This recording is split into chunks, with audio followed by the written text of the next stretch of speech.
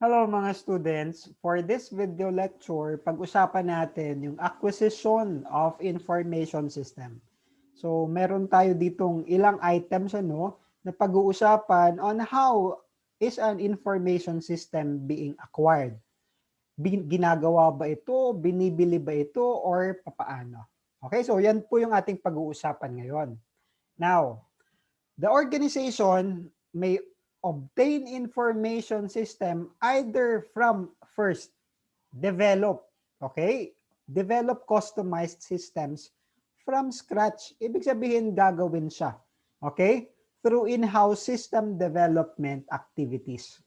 Okay, kagaya po ng makikita ninyo dito na picture, let us assume that this guy here, our IT guy, develops, builds an information system from zero, from scratch, mula sa wala, gumawa ng information system. In-house development follows a formal process na tinatawag natin na SDLC or Systems Development Lifecycle. Now, for SDLC discussion, I want you to check, meron po akong discussion nito sa IT application tools and business. Okay?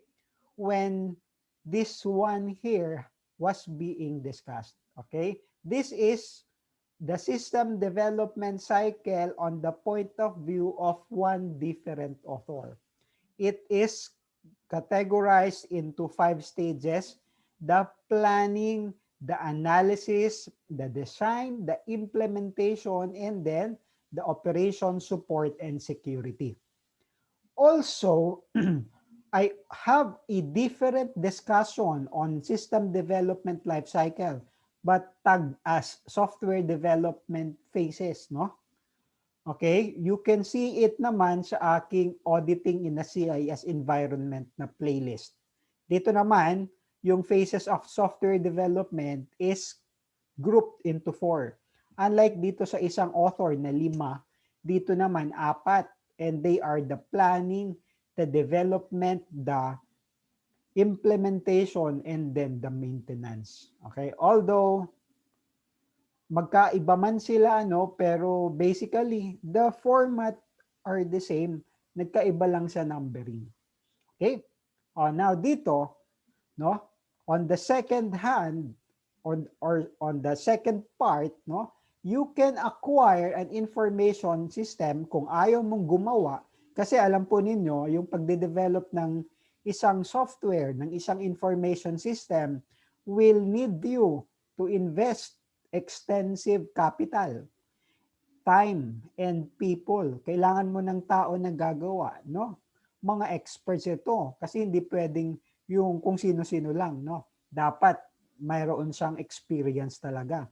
And of course, kasi yung pagde-develop ng software, hindi lamang po mga IT professionals yung involved dito, kung hindi yung mga end users. So you need to collaborate with the people na gagamit nito. So kung ayaw mo ng ganun, kasi hindi na, kumbaga cost-benefit wise, hindi siya practical, edi pwede ka naman bumili ng mga pre-programmed commercial systems. Marami namang nagbebenta ng mga vendors ng software. And the 3 basic types of software are the following. You have the turnkey system, the backbone system, or the vendor-supported systems. Okay. Ano ba ibig sabihin ng turnkey system?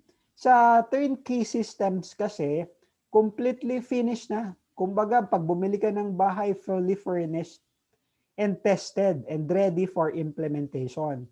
And usually, mga general purpose yan.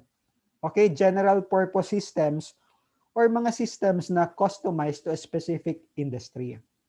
Kung hindi naman ganoon ka-unique ang iyong negosyo, okay, retail ka lang naman, buy and sell. O di, pwede ka nang bumili ng SAP, ng Oracle, or ng NetSuite, or ng QuickBooks. Okay?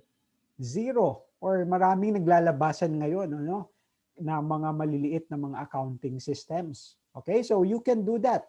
Those are turnkey systems. Pangalawa, yung backbone. Under a backbone system, meron na siyang, may backbone na siya. I-modify na lang. It consists of a basic system structure on which to build. Tapos, imo-modify na lang in terms of the interface para ma-meet yung needs ng client. Basahin ko lang itong pangalawang check dito. The primary processing logic is pre-programmed na. And the vendor then designs the user interfaces to suit the client's need. Maaari kasi na ayaw mong bumili ng turnkey kasi may konting modification na gagawin, pwede naman backbone. Pa-modify na lang, modify natin ito. Okay? May pre-program na yung logic, yung processing logic nito. Meron na lang konting aayusin in terms of the user interface para ma-meet kung ano yung needs ng user na yon. Okay? And last, we have the vendor-supported systems. Ito ay customized na system na bibilhin mo. Okay? It is purchased commercially pa rin instead na in-house developed. And these are suitable for organizations na may complex system requirements. Yung iba kasi medyo unique yung kanilang organizational setup, yung nature ng kanilang industry. So hindi pwede yung mga available na binibenta ng SAP, ng Oracle at saka ng ibang mga vendor. So at saka hindi rin pwede yung backbone.